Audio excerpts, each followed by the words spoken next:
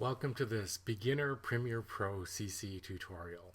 In order to learn Premiere, we're going to actually create a very simple video that's less than 20 seconds, which will teach you concepts of putting together a sequence of 4 different clips, marking in and marking out the various components of each of those clips. Once they're sequenced, we're going to alter the speed of those clips, so we're going to do a little bit of slow motion, and in fact one of the clips we're going to reverse. Okay. In addition, we're going to be adding in a voiceover, some titling, scrolling credits, and adding in some background music. And finally, because this is sort of a not really special effects, but kind of a fake out video, as you'll see, we have to eliminate the string. And we're going to do that by round tripping through Photoshop. Okay, so let's take a look at the video in its completed form and then get into it.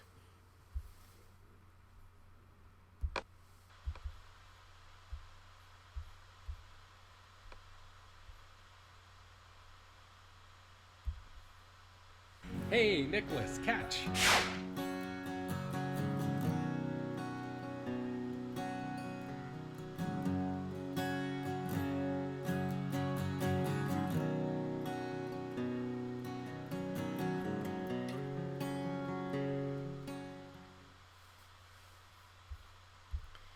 So as you can see, it was a very simple video, but it had all those components into it. So let's begin by editing the clips together. First, we're going to launch Premiere.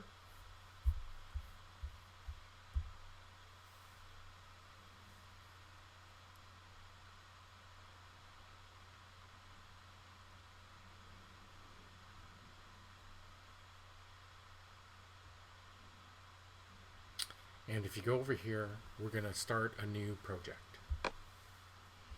Let's call this project Matched Action, because that's what it is. And since I've done this a few times, I'm going to call it Matched Action 3. Click OK.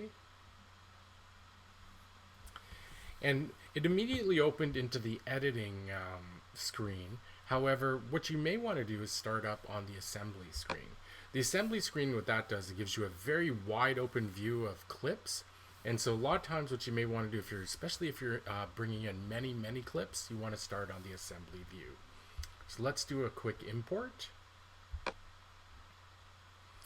And the import that we want to do is the folder that I've provided, which is the Premiere Pro tutorial Matched Action clips.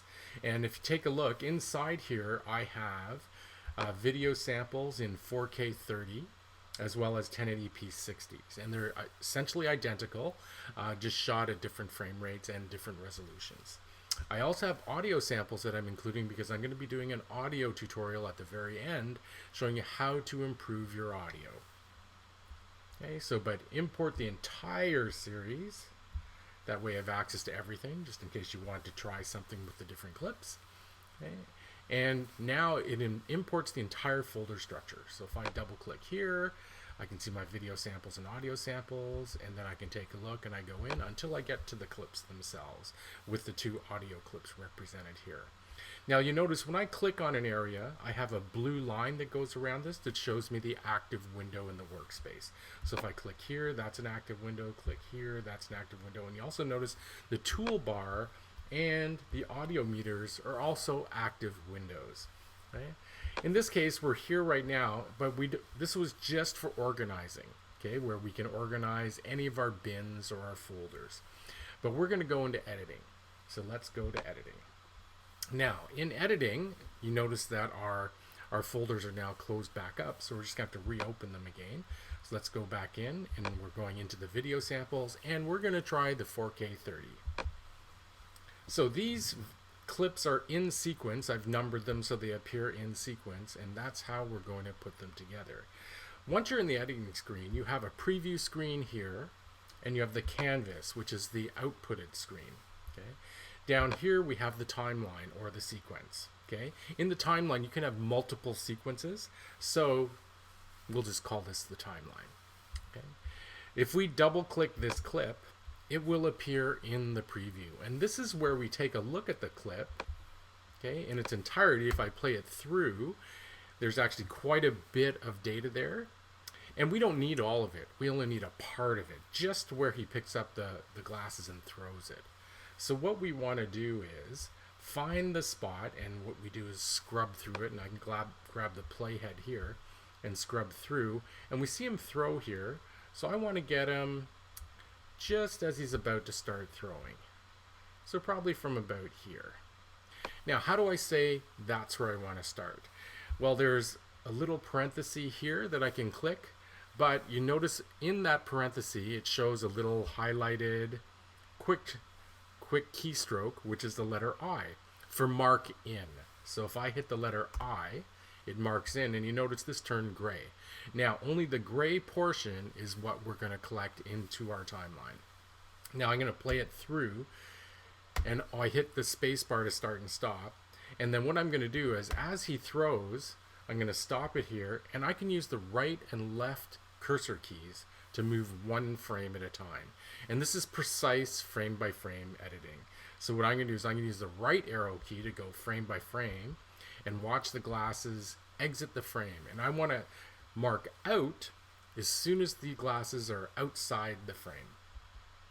And there's still see a little bit, and now it's outside. So I hit the letter O, and I've marked out. Now, for the first clip, you actually have to drag this into the timeline. Once you do, you have a clip there. And you notice it's really tiny. It's hard to work with when it's like that. So what you can do to expand that is you can see this scroll bar here. You can actually shrink that down, which expands the size of the clip. So I shrink that down, expand size clip, probably about that big is good. So that way we can see the clip in its entirety. And in fact, if you look from this line here, everything above is video, everything below is audio. And you can actually see the waveform in the audio portion of the timeline. So that's our first clip. Now we can move within here. You notice this is an active window. Make sure yours is active, which means the blue bar is around it. If I hit the down arrow key, it will move that playhead to the end of the clip. If I hit the up arrow key, it moves to the beginning. Right now I want to be at the end because I'm going to be doing the next clip. Okay, so the next clip is the glasses flying. So if I go through here, now I could play through the entire clip, but what I'm going to do is I know it's near the end that I want. And essentially when it was being filmed, they were just throwing it back and forth. And so I want it as it enters in here. So I'm just scrolling across. There it goes. And so now I'm going to use the right arrow key to see there it enters the frame. So I'm going to go back one frame and hit the letter I.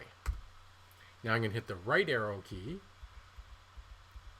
until it is outside the frame and hit the letter O.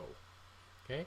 Now once you've done that mark in and mark out and you have a sequence created in the timeline, if you have the playhead at the right position, you just hit the comma and that'll insert the clip.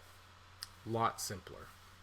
Okay, now let's go to the third clip and we'll do the same thing. Scrub through. And do we like this one? And actually I think I like the second one better. So we look, we scrub through, we see when it gets taken off. Okay, and in this case what I'm going to do is I want to start the clip. So I'm using the left arrow key. And it goes back. Okay, hold on here. Right arrow key, sorry. And I want to see it exit. There we go. So what I want is I want to mark in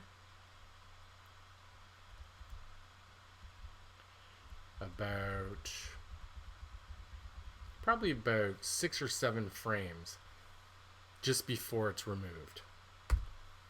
So I mark in there, and now I'm going to go those 6 or 7 frames. Or maybe it was a bit more than that. I think it was 10.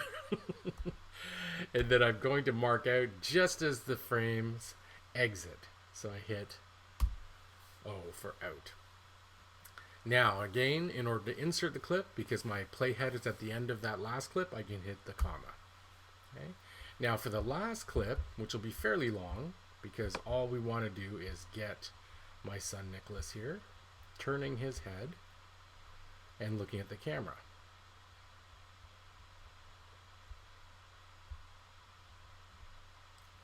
So right here, so you see how he blinks and then turns? I'm going to get him just as his eyes are open wide. There we go. So I'm going to mark in there, play through, since this is a bit longer. He's going to push up his glasses, and then he's going to smile. A couple of blinks, and then I'm going to mark out. And again, hit the comma, and there's our entire sequence. Okay, so let's watch it. We can play it through. Go to the beginning. You can watch the entire sequence. And you can see that that one clip is kind of weird because the glass is being pulled off when they should be going on.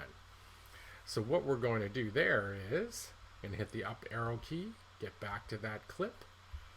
And this clip needs to be reversed. So what we do is make sure you're in an open area of the video portion. Okay, not on this little square here. And if we right click, you get a very large menu. Notice if you right click here, you get a much smaller menu. So if that happens, you're just not clicking in an open area of the clip. So click here, okay, and what we're going to do is go to speed and duration.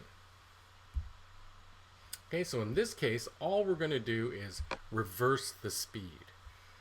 And we click OK. And now if we take a look at it,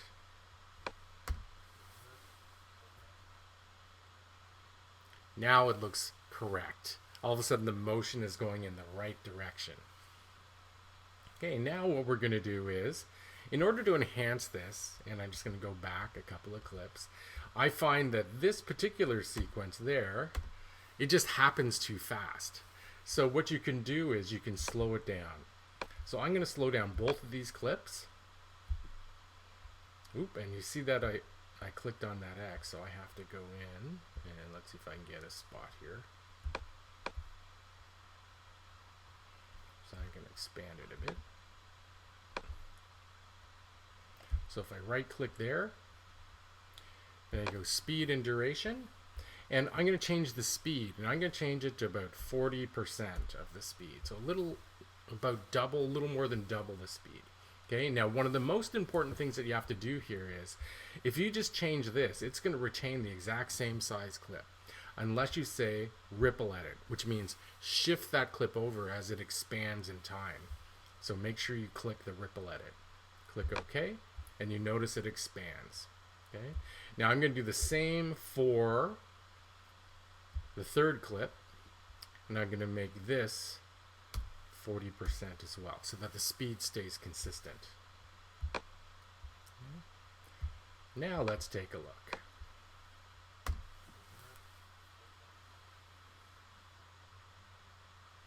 Now that looks a little bit better. Even though it's a little bit slow, a little bit unreal, it actually looks very good. So at this point, we're going to cut the video. That way, so lesson 1 is a little bit shorter, and then we're going to go on to lesson 2, where we talk about the voiceover and the titling. So go to the next lesson and see you there.